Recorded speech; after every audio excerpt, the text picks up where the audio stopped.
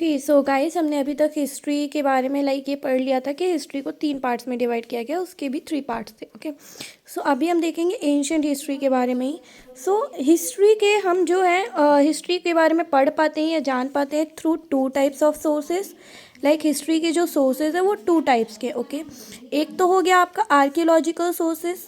Okay archaeological sources and एक हो गया आपका लिटरेरी सोर्सेज। ओके अब आर्कियोलॉजिकल सोर्सेज क्या होता है, लिटरेरी सोर्सेज क्या होता है। आर्कियोलॉजिकल सोर्सेज भी जो है वो 4 टाइप्स के होते हैं। ओके इनमें आ जाता है आपका मॉन्यूमेंट्स। मॉन्यूमेंट्स मतलब हमारे बिल्डिंग्स, जैसे कि हो गया हमारा ताजमहल या जो जहांगीर या जो शाहजहाँ के टाइम पे बने थे, ये सब तो है ही।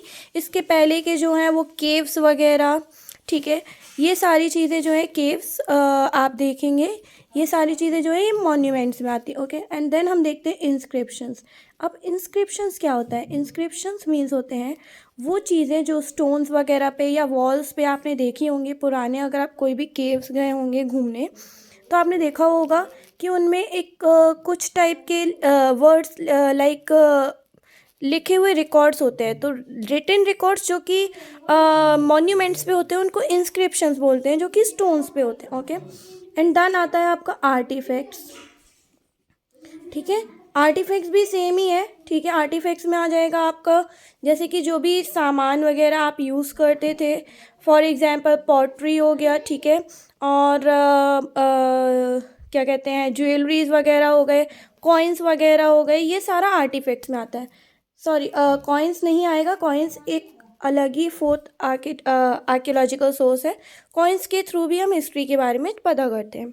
एंड देन लिटरेरी सोर्सेज में आ जाते हैं वो सोर्सेज जो कि रिटन रिकॉर्ड्स होते हैं। ठीक है, इसमें आते हैं 2 टाइप्स के सोर्सेज लिटरेरी सोर्सेज में। ठीक है, पहला होता है रिलीजियस लिटरेरी सोर्सेज, ठीक है, दूसरा होता है secular literary sources. Okay so religious literary sources में आ जाएगा वो लिटरेरी सोर्सेज जो कि किसी भी रिलीजियस से रिलेटेड हो, जैसे कि उपनिषद हो जाएगा आपका, ठीक है, रामायण हो जाएगा, महाभारत हो जाएगा, ये सारे जो है वो रिलीजियस लिटरेरी सोर्सेज है।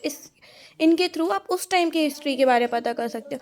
देन आता है सेक्युलर लिटरेरी सोर्सेज। अब सेक्युलर लिटरेरी सोर्सेज वो लिटरेरी सोर्सेज होते हैं जो कि रिलीजियस नहीं है, जैसे कि कुछ ट्रैवलर्स भी हमारे इंडिया जो है वो एज अ ट्रैवल अकाउंट के लिए आए थे, तो उन्होंने कुछ बायोग्राफीज लिखी हुई है, कुछ स्टोरीज लिखी हुई है, कुछ ट्रैवल अकाउंट्स लिखे गए हैं।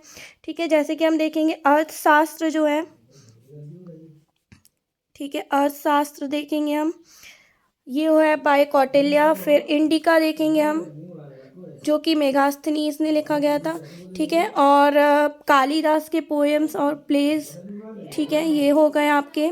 और फाहीन और ह्यून तिसांग का जो ट्रैवल अकाउंट है वो भी बहुत फेमस है।